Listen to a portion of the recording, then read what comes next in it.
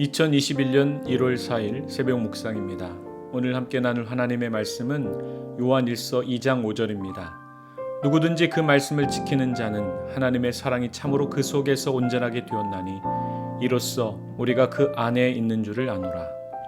하나님 오늘도 나의 생각과 결정을 따라 살지 않도록 도우시며 오직 하나님의 뜻대로 살아 주님께 영광을 돌리는 거룩하고 복된 삶을 살게 하옵소서.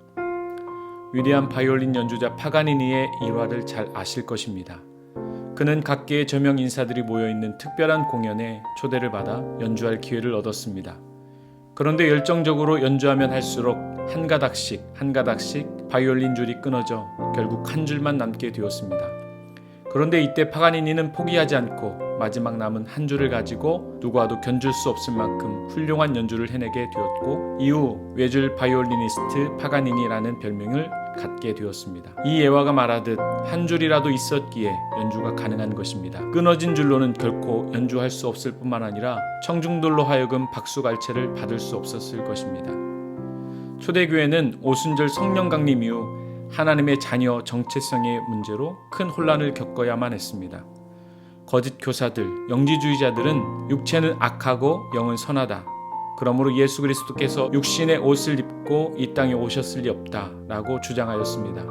뿐만 아니라 예수님의 십자가 사건을 온 인류를 구원하시기 위한 사건으로 보지 않고 한 연약한 인간의 죽음 정도로 받아들였던 것입니다. 결론은 영지주의자들은 예수 그리스도를 통한 구원을 부정하고 예수 그리스도께서 하나님 아들이심을 부인했던 것입니다.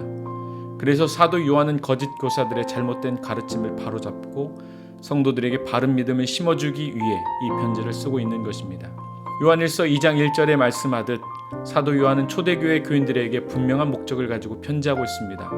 첫 번째는 거짓 교사들의 잘못된 가르침으로부터 죄를 범하지 않도록 하기 위함이었고, 두 번째는 혹시라도 죄를 범할지라도 하나님과 우리 사이의 중보자는 예수 그리스도밖에 없음을 분명히 밝히고 있는 것입니다.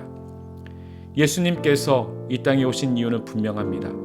죄의 문제로 끊어진 하나님과 인간의 사이의 관계를 다시 잇기 위해 이 땅에 오신 것입니다.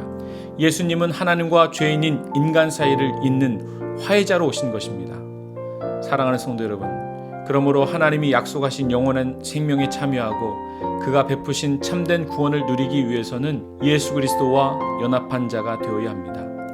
요한복음 15장 5절, 나는 포도나무요 너희는 가지라. 그가 내 안에 내가 그 안에 거하면 사람이 열매를 많이 맺나니 나를 떠나서는 너희가 아무것도 할 수 없음이라. 예수님을 떠나서는 결코 아무것도 할 수 없습니다. 그래서 오늘도 예수님이 행하신 대로 살도록 기도해야 할 것이며, 예수님이 이 땅의 죄인들을 사랑하신 것처럼 우리도 화해자의 사명을 온전히 감당하여 형제 사랑하기를 힘써야 합니다. 오늘 하루도 은혜가 넘치는 복된 삶을 살기를 주님의 이름으로 축원합니다.